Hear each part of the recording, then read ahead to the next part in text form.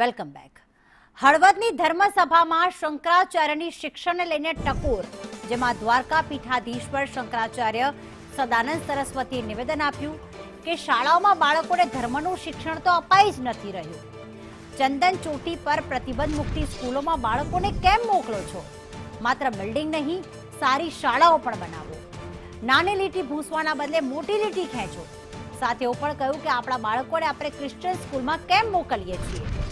મોટી કોલોની, મોટી હોસ્પિટલ સાથે શાળા પણ બનાવો તેવી પણ ટકોર કરી હતી. સરસ્વતી શિશુ મંદિરમાં ચાંદલા કરવાની મનાઈ નથી.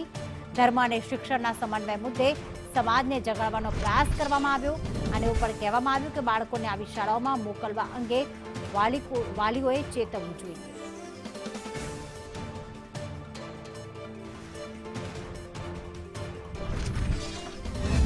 बहुत से स्कूल तो ऐसे खुल गए हैं जहाँ चंदन लगा के नहीं जा सकते आपके बच्चे, कलावा पहन के नहीं जा सकते, टीका लगा के नहीं जा सकते, चोटी नहीं रख सकते.